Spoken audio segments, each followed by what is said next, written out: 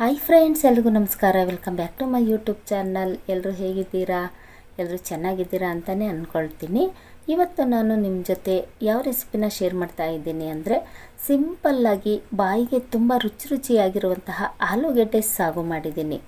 ಮಹಿಳೆಯರಿಗಂತೂ ದಿನ ಬೆಳಗಾದರೆ ಸಾಕು, ಏನಪ್ಪ ತಿಂಡಿ ಮಾಡೋದು, ಪಲ್ಯ ಮಾಡೋದು, ಚಟ್ನಿ ಮಾಡೋದು ಅಥವಾ ಸಾಂಬಾರು ಮಾಡೋದು ಅಂತ ಟೆನ್ಷನ್ ಮೇಲೆ ಟೆನ್ಷನ್ ಆಗಿರುತ್ತೆ.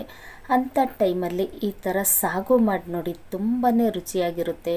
ಮತ್ತು ಮನೆಯವರೆಲ್ಲರೂ ಸಹ ಹೊಟ್ಟೆ ತುಂಬ ತಿಂಡಿ ಮಾಡ್ತಾರೆ. ಮಕ್ಕಳ ಲಂಚ್ ಬಾಕ್ಸಿಗೆ ಏನಾದರೂ ಈ ಥರ ಸಾಗು ಮಾಡಿಕೊಟ್ರೆ ಬಾಕ್ಸ್ ಪೂರ್ತಿ ಖಾಲಿ ಬಂದುಬಿಡ್ತಾರೆ. ಅಷ್ಟು ರುಚಿಯಾಗಿರುತ್ತೆ ಈ ಸಾಗು. ಇದನ್ನು ನಾನು ಹೇಗೆ ಮಾಡಿದ್ದೀನಿ ಅನ್ನೋ ವಿಡಿಯೋನ ನಿಮ್ಮ ಜೊತೆ ಶೇರ್ ಮಾಡ್ತಾ ಇದ್ದೀನಿ. ದಯವಿಟ್ಟು ವಿಡಿಯೋನ ಸ್ಕಿಪ್ ಮಾಡದೆ ನೋಡ್ಕೊಂಡು ಬರೋಣ ಬನ್ನಿ. ಇವಾಗ ನಾನಿಲ್ಲಿ ಮೀಡಿಯಮ್ ಸೈಜ್ 4 ಆಲೂಗೆಡ್ಡೆ ತೊಗೊಂಡು ಅದನ್ನು ಈ ಥರ 2 ಭಾಗವಾಗಿ ಕಟ್ ಮಾಡಿ ಒಂದು ಕುಕ್ಕರ್ನಲ್ಲಿ ಹಾಕಿಟ್ಟಿದ್ದೀನಿ. ಸಾಗು ಮಾಡೋದಕ್ಕೆ ಅಂತಲೇ ರಾತ್ರಿಯೇ ಬಟಾಣಿ ಕಾಳುಗಳನ್ನು ನೆನೆಸಿಟ್ಕೊಂಡಿದ್ದೆ. ಅದನ್ನು ಇವಾಗ ಆಲೂಗೆಡ್ಡೆ ಜೊತೆ ಸೇರಿಸಿ 1-2 ಸರಿ ತೊಳಿತಾ ಇದ್ದೀನಿ. ಫಸ್ಟೇ ಒಂದು ಸರಿ ಆಲೂಗೆಡ್ಡೆನ ತೊಳೆದಿದ್ದೆ, ಇವಾಗ ಇನ್ನೊಂದು ಸರಿ ಅವೆರಡನ್ನು ತೊಳಿತಾ ಇದ್ದೀನಿ. ಇವಾಗ ಇವೆರಡನ್ನು ಬೇಯಿಸ್ಕೊಳ್ಳೋದಕ್ಕೆ ಸ್ವಲ್ಪ ನೀರು ಮತ್ತು ಉಪ್ಪನ್ನು ಸೇರಿಸಿ 1-2 ವಿಷಲ್ ತಗೊಳ್ತಾ ಇದ್ದೀನಿ. ಜಾಸ್ತಿ ವಿಷಲ್ ತಗೊಳ್ಳೋದೇನು ಬೇಡ, 1-2 ವಿಷಲ್ ತಗೊಂಡ್ರೆ ಸಾಕು. ಆಲೂಗೆಡ್ಡೆ ಮತ್ತು ಬಟಾಣಿ ಕಾಳುಗಳು ತುಂಬ ಚೆನ್ನಾಗಿ ಬೆಂದ್ಬಿಡುತ್ತೆ. ಇವಾಗ 2 ವಿಷಲ್ ಬಂದಿದೆ, ಕುಕ್ಕರ್ ತಣ್ಣಗಾಗೋದಕ್ಕೆ ಬಿಟ್ಟಿದ್ದೆ. ಇವಾಗ ಕುಕ್ಕರ್ ಮುಚ್ಚಳನ್ನು ತೆಗಿತಾ ಇದ್ದೀನಿ. ನೋಡಿ, ಆಲೂಗೆಡ್ಡೆ ಮತ್ತು ಬಟಾಣಿ ತುಂಬ ಚೆನ್ನಾಗಿ ಬೆಂದಿದೆ. ಇವಾಗ ನೀರನ್ನು ನಾನು ತೆಗೆದಾಕಿ ಒಂದು ಪಾತ್ರೆಯಲ್ಲಿ ಅವೆರಡನ್ನು ಹಾಕ್ತಾ ಇದ್ದೀನಿ. ಇವಾಗ ಆಲೂಗೆಡ್ಡೆನ ಸಿಪ್ಪೆ ತೆಗೆಯೋದಕ್ಕೆ ಆಗೋದಿಲ್ಲ, ಯಾಕೆಂದರೆ ತುಂಬ ಬಿಸಿ ಇದೆ. ಹಾಗಾಗಿ ಅದನ್ನು ಒಂದು 10 ನಿಮಿಷ ಹಾಗೆ ತಣ್ಣಗಾಗೋದಕ್ಕೆ ಬಿಡ್ತಾ ಇದ್ದೀನಿ. 10 ನಿಮಿಷ ಬಿಟ್ಟರೆ ಸಾಕು, ಆಲೂಗೆಡ್ಡೆ ಬೇಗ ತಣ್ಣಗಾಗ್ಬಿಡುತ್ತೆ. ಇವಾಗ ತಣ್ಣಗಾಗಿದೆ, ನಾನು ಸಿಪ್ಪೆನ ತೆಗಿತಾ ಇದ್ದೀನಿ. ಸಿಪ್ಪೆ ಸಮೇತ ಬೇಯಿಸ್ಬಿಟ್ಟು ನಾವು ಸಾಗು ಮಾಡಬೇಕು. ಸಿಪ್ಪೆನ ತೆಗೆದುಬಿಟ್ಟು ತುಂಬ ರುಚಿಯಾಗಿರುತ್ತೆ. ಹಾಗಾಗಿ ಕೆಲವರು ಏನು ಮಾಡ್ತಾರೆ ಅಂದರೆ, ಸಿಪ್ಪೆನೆಲ್ಲ ಫಸ್ಟೇ ತೆಗೆದುಬಿಟ್ಟು ಚಿಕ್ಕದಾಗಿ ಕಟ್ ಮಾಡಿ ಸಾಗು ಮಾಡ್ತಾರೆ. ಅದು ಅಷ್ಟು ರುಚಿ ಇರೋದಿಲ್ಲ. ಈ ಥರ ಟ್ರೈ ಮಾಡಿ ನೋಡಿ, ಸಾಗು ತಿನ್ನೋದಕ್ಕೆ ತುಂಬ ರುಚಿಯಾಗಿರುತ್ತೆ. ಇವಾಗ ನಾನು ಬೇಯಿಸ್ಕೊಂಡಿದ್ದಂತಹ ಆಲೂಗೆಡ್ಡೆನೆಲ್ಲ ಸಿಪ್ಪೆ ತೆಗೆದು ಬಟಾಣಿ ಕಾಳುಗಳನ್ನು ಮತ್ತು ಆಲೂಗೆಡ್ಡೆನ ಸಪ್ರೇಟಾಗಿ ತೆಗೆದಿಟ್ಕೊಳ್ತಾ ಇದ್ದೀನಿ. ಈ ಆಲೂಗೆಡ್ಡೆ ಸಾಗು ಮಾಡುವಾಗ ನಾವು ಆಲೂಗೆಡ್ಡೆನ ಜಾಸ್ತಿ ಸ್ಮ್ಯಾಶ್ ಮಾಡಬಾರ್ದು. ಆಲೂಗೆಡ್ಡೆನ ಜಾಸ್ತಿ ಸ್ಮ್ಯಾಶ್ ಮಾಡಿದ್ವು ಅಂದರೆ ಸಾಗು ಗಂಜಿ ಥರ ಆಗಿಬಿಡುತ್ತೆ, ತಿನ್ನೋದಕ್ಕೆ ಅಷ್ಟು ರುಚಿ ಇರೋದಿಲ್ಲ. ಹಾಗಾಗಿ ಇವಾಗ ನಾನು ಆ ಆಲೂಗೆಡ್ಡೆನ ಒಂದು ಸ್ಪೂನಿಂದ ಚಿಕ್ಕದಾಗಿ ಕಟ್ ಮಾಡ್ತಾ ಇದ್ದೀನಿ. ಸ್ಪೂನಿಂದ ಅದನ್ನು ಪ್ರೆಸ್ ಮಾಡ್ತಾ ಇಲ್ಲ, ಹಾಗೆ ಕಟ್ ಮಾಡ್ತಾ ಇದ್ದೀನಿ. ನೋಡಿ, ಈ ಥರ ಮಾಡೋದ್ರಿಂದ ಆಲೂಗೆಡ್ಡೆ ಸಾಗು ತಿನ್ನೋದಕ್ಕೆ ತುಂಬ ರುಚಿಯಾಗಿರುತ್ತೆ. ಹಾಗಾಗಿ ಈ ಥರ ಸ್ಪೂನಿಂದ ಒತ್ತಿದ್ರೆ ಆಲೂಗೆಡ್ಡೆ ಜಾಸ್ತಿ ಸ್ಮ್ಯಾಶ್ ಆಗಿಬಿಡುತ್ತೆ, ಸಾಗು ಗಂಜಿ ಥರ ಆಗಿಬಿಡುತ್ತೆ. ಹಾಗಾಗಿ ನಾನು ಒತ್ತುತ್ತಾ ಇಲ್ಲ, ಹಾಗೆ ಕಟ್ ಮಾಡ್ತಾ ಇದ್ದೀನಿ. ಇವಾಗ ಆಲೂಗೆಡ್ಡೆ ಸ್ಮ್ಯಾಶ್ ಆಗಿದೆ, ಅದಕ್ಕೆ ನಾನು ತೆಗೆದಿಟ್ಕೊಂಡಿದ್ದಂತಹ ಬಟಾಣಿನ ಸೇರಿಸ್ತಾ ಇದ್ದೀನಿ. ಇವಾಗ ಒಗ್ಗರಣೆ ಮಾಡೋದಕ್ಕೆ ಅಂತ ಸ್ಟವ್ ಮೇಲೆ ಒಂದು ಬಾಣಲೆ ಇಟ್ಕೊಂಡು ಅದರಲ್ಲಿ ಒಂದು 3-4 ಸ್ಪೂನ್ ಆಗೋಷ್ಟು ಎಣ್ಣೆ ಹಾಕ್ತಾ ಇದ್ದೀನಿ. ಎಣ್ಣೆ ಬಿಸಿಯಾದ ನಂತರ ನಾನಿಲ್ಲಿ ಚಿಕ್ಕ ಸ್ಪೂನಲ್ಲಿ 1 ಸ್ಪೂನ್ ಸಾಸಿವೆ ಹಾಕ್ತಾ ಇದ್ದೀನಿ. ಸಾಸಿವೆ ಸ್ವಲ್ಪ ಚೆನ್ನಾಗಿ ಚಿಟಪಟ ಅಂತ ಸಿಡಿಬೇಕು. ಅದಾದ ನಂತರ ನಾನಿಲ್ಲಿ ಮೀಡಿಯಮ್ ಸೈಜ್ ಒಂದು ಈರುಳ್ಳಿ, ಅದ್ರ ಜೊತೆಗೆ ಸ್ವಲ್ಪ ಕರಿಬೇವನ್ನು ಹಾಕಿ ಚೆನ್ನಾಗಿ ತಿರುಗಿಸ್ತಾ ಇದ್ದೀನಿ. ಈರುಳ್ಳಿ ಸ್ವಲ್ಪ ಬ್ರೌನ್ ಕಲರ್ ಬರೋವರೆಗೂ ತಿರುಗಿಸ್ತಾ ಇದ್ದೀನಿ. ಅದಾದ ನಂತರ ನಾನಿಲ್ಲಿ 1/2 ಸ್ಪೂನ್ ಆಗೋಷ್ಟು ಶುಂಠಿ ಬೆಳ್ಳುಳ್ಳಿ ಪೇಸ್ಟ್ ಹಾಕ್ತಾ ಇದ್ದೀನಿ.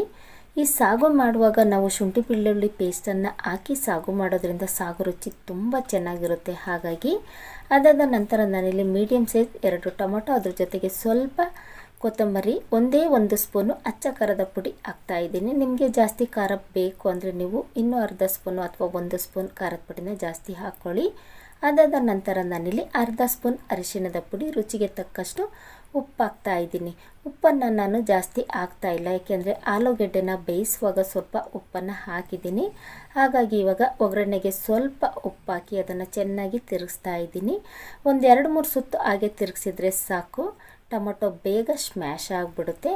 ಇವಾಗ ಅದ್ರ ಜೊತೆಗೆ 1 ಸ್ಪೂನ್ ಆಗುವಷ್ಟು ತರಕಾರಿ ಸಾಂಬಾರು ಪುಡಿ ಹಾಕ್ತಾ ಇದ್ದೀನಿ. ತರಕಾರಿ ಸಾಂಬಾರು ಪುಡಿ ಹಾಕಿ ನಾವು ಸಾಗು ಮಾಡೋದ್ರಿಂದ ಸಾಗು ರುಚಿ ತುಂಬ ಚೆನ್ನಾಗಿರುತ್ತೆ. ಹಾಗಾಗಿ ನಿಮ್ಮ ಮನೆಯಲ್ಲಿ ತರಕಾರಿ ಸಾಂಬಾರು ಪುಡಿ ಏನಾದರೂ ಇತ್ತು ಅಂದರೆ ನೀವು ಹಾಕ್ಕೊಳ್ಳಿ, ಇಲ್ಲ ಅಂದರೆ ಹಾಗೇನೂ ಸಹ ಮಾಡ್ಕೋಬಹುದು, ತುಂಬ ರುಚಿಯಾಗಿರುತ್ತೆ. ಇವಾಗ ಅದಕ್ಕೆ 1 ಗ್ಲಾಸ್ ಆಗುವಷ್ಟು ನೀರು ಹಾಕಿ ಅದನ್ನು ಚೆನ್ನಾಗಿ ತಿರುಗಿಸಿ ಪ್ಲೇಟ್ ಮುಚ್ಚಿ 5 ನಿಮಿಷ ಹಾಗೆ ಕುದಿಸ್ಕೊಳ್ತಾ ಇದ್ದೀನಿ. ಕುದಿಸ್ಕೊಂಡ್ರೆ ಸಾಕು, ಟೊಮೊಟೊ ಗೊಜ್ಜು ಮಾಡ್ತೀವಿ ನೋಡಿ, ಆ ಥರ ಗೊಜ್ಜು ರೆಡಿಯಾಗಿಬಿಡುತ್ತೆ.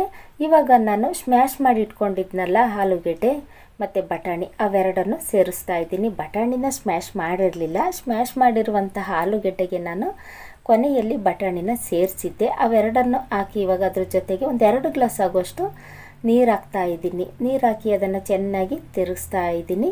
ಇವಾಗ ಇದಕ್ಕೆ ನಾನು ಉಪ್ಪನ್ನು ಸೇರಿಸ್ತಾ ಇಲ್ಲ, ಏಕೆಂದರೆ ನಾನು ಆಲೂಗೆಡ್ಡೆ ಬೇಯಿಸುವಾಗ ಸ್ವಲ್ಪ ಉಪ್ಪು ಹಾಕಿದ್ದೆ ಮತ್ತು ಒಗ್ಗರಣೆ ಮಾಡುವಾಗಲೂ ಸಹ ಸ್ವಲ್ಪ ಉಪ್ಪು ಹಾಕಿದ್ದೆ. ಹಾಗಾಗಿ ಇವಾಗ ಇದಕ್ಕೆ ಉಪ್ಪು ಸೇರಿಸ್ತಾ ಇಲ್ಲ. ಅದನ್ನು ಚೆನ್ನಾಗಿ ತಿರುಗಿಸಿ ಪ್ಲೇಟ್ ಮುಚ್ಚಿ ಹಾಗೆ ಒಂದು ಕುದಿ ಬರೋವರೆಗೂ ಕುದಿಸ್ಕೊಳ್ತಾ ಇದ್ದೀನಿ. ಇವಾಗ ಕುದಿ ಬರ್ತಾ ಇದೆ ನೋಡಿ, ಸ್ಮೆಲ್ಲು ಅಷ್ಟೇ ಚೆನ್ನಾಗಿ ಗಮ್ ಅಂತ ಬರ್ತಾ ಇದೆ. ಈ ಸಾಗು ಮಾಡೋದಕ್ಕೆ ಜಾಸ್ತಿ ಟೈಮ್ ಏನು ತಗೊಳ್ಳೋದಿಲ್ಲ. ಒಂದು 10ರಿಂದ 15 ನಿಮಿಷ ಆದರೆ ಸಾಕು, ರುಚಿಯಾಗಿರುವಂಥ ಸಾಗುನ ರೆಡಿ ಮಾಡ್ಕೊಬಹುದು. ಇವಾಗ ಬಿಸಿ ಇರೋದ್ರಿಂದ ಸ್ವಲ್ಪ ತೆಳುವಾಗಿದೆ. ಇಷ್ಟು ತೆಳು ಮಾಡ್ಕೋಬೇಕು ನಾವು ಸಾಗುನ ಮಾಡುವಾಗ. ಸ್ವಲ್ಪ ತಣ್ಣಗಾದ ತಕ್ಷಣ ಸಾಗು ಸ್ವಲ್ಪ ಗಟ್ಟಿಯಾಗಿಬಿಡುತ್ತೆ. ಹಾಗಾಗಿ ಇವಾಗ ನಾನು ಗ್ಯಾಸ್ ಸ್ಟವನ್ನು ಆಫ್ ಮಾಡಿ ಅದಕ್ಕೆ ಪ್ಲೇಟ್ ಮುಚ್ಚಿ ಬಿಡ್ತಾ ಇದ್ದೀನಿ. ಇವಾಗ ಸಾಗು ರೆಡಿಯಾಗಿದೆ. ಸಾಗು ಜೊತೆಗೆ ಇವತ್ತು ನಾನು ದೋಸೆ ಮಾಡ್ತಾ ಇದ್ದೀನಿ. ನಿಮಗೆ ದೋಸೆ ಇಷ್ಟ ಇಲ್ಲ ಅಂದರೆ ಪೂರಿ, ಚಪಾತಿ, ರೊಟ್ಟಿನೂ ಸಹ ಮಾಡ್ಕೊಬಹುದು. ಪೂರಿ ಜೊತೆ ತಿನ್ನೋದಕ್ಕಂತೂ ತುಂಬಾ ರುಚಿಯಾಗಿರುತ್ತೆ. ಆದರೆ ಇವತ್ತು ನಾನು ದೋಸೆ ಮಾಡ್ತಾ ಇದ್ದೀನಿ. ದೋಸೆ ಜೊತೆ ತಿನ್ನೋದಕ್ಕೂ ಅಷ್ಟೇ ರುಚಿಯಾಗಿರುತ್ತೆ. ಹಾಗಾಗಿ ಈ ಮಕ್ಕಳಿಗೆ ದೋಸೆ ಸಾಗು ಅಂದರೆ ಅದೇನೋ ಒಂಥರ ಖುಷಿ, ತುಂಬ ಇಷ್ಟಪಟ್ಟು ತಿಂತಾರೆ. ಅದರಲ್ಲೂ ಲಂಚ್ ಬಾಕ್ಸಿಗೆ ಏನಾದರೂ ಈ ಥರ ದೋಸೆ ಸಾಗುನ ಮಾಡಿಕೊಟ್ರೆ ಬಾಕ್ಸ್ ಪೂರ್ತಿ ಖಾಲಿ ಬಂದುಬಿಡ್ತಾರೆ. ಮಕ್ಕಳು ಅಷ್ಟೇ ಅಲ್ಲ, ದೊಡ್ಡವರು ಸಹ ದೋಸೆ ಸಾಗು ಮತ್ತು ಪೂರಿ ಸಾಗು ಅಂದರೆ ತುಂಬ ಇಷ್ಟಪಟ್ಟು ತಿಂಡಿ ಮಾಡ್ತಾರೆ. ಹಾಗಾಗಿ ಇವತ್ತು ನಾನು ದೋಸೆ ಸಾಗು ಮಾಡ್ತಾ ಇದ್ದೀನಿ. ಇವಾಗ ನಾನಿಲ್ಲಿ ದೋಸೆ ಮಾಡುವಾಗ ದೋಸೆ ಮೇಲೆ ಸ್ವಲ್ಪ ಎಣ್ಣೆ ಹಾಕಿ ದೋಸೆ ಮಾಡ್ಕೊಳ್ತಾ ಇದ್ದೀನಿ.